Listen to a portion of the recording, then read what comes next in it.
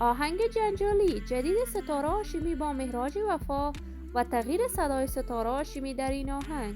رفتار جالب و باور نکردنی ستاره هاشمی در آهنگ جدیدش که مورد نقد و نظر فراوان قرار گرفته است.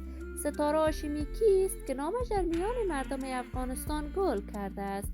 من در این ویدیو پیرامون حقایق همین ماجرا خواهم پرداخت. پس در ادامه با کانال دنیا اینفو باشید.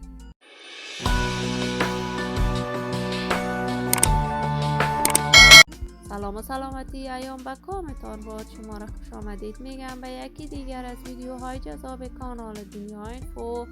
برای دوست شدن با این کانال علامت سابسکرایب را فشار دهید تا از ویدیوهای دیگر کانال دنیا اینفو هم آگاه شوید. ستاره هاشمی هنرمند جوان که وی شهرت و محبوبیت خاص این روزها در صفحات مجازی بالخصوص یوتیوب و تیک تاک از آن خودش کرده است.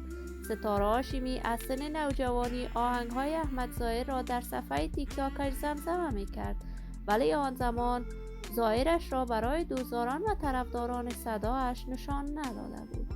ستاره هاشمی 6 ماه قبل کنسرت‌های بزرگ را در شهر تاجیکستان با کمک و همکاری تلویزیون جهانی آسیا برگزار کرد. آهنگ‌های دوگانه ستاره هاشمی با مهراج وفا در میان مردم افغانستان و شهرت هنری اردوی این هنرمند افزود. جدیداً آهنگ جدید ستاره هاشمی که به مناسبت عید سعید فطر از طریق چینل یوتیوب آسیا موزیک نشر شد، مورد نقد فراوان قرار گرفته است. در این آهنگ ریمیکس ستاره هاشمی کاملا تون صدایش را تغییر داده است. رفتار باور نکردنی ستاره هاشمی با مهراج وفا. هرچند مهراج وفا ازدواج کرده است و در کشور ایران زندگی خوبی دارد، ولی دلیل کارهای ستاره هاشمی تا کنون معلوم نیست. ستاره در کشور کانادا زندگی می کند، ولی به خاطر کارهای هنریش سفرهای متعددی به کشور تاجیکستان و ازبکستان داشته است. ولی من آرزوی موفقیت، سعادت و کامیابی برای تمامی جوانان کشور خود از بارگاه ذات لایزال تمنا دارم.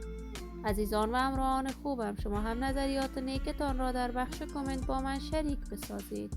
این ویدیو را با علاقه‌مندان و طرفداران ستاره هاشمی به اشتراک بگذارید. اگر تا هنوز عضو کانال دنیا اینفو نشدید، پس برای عضویت با این کانال علامت سابسکرایب را فشار دهید.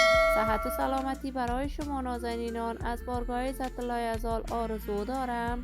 تا درودی دیگر همتان را به لای منان سپرده موفق و کامگار باشید.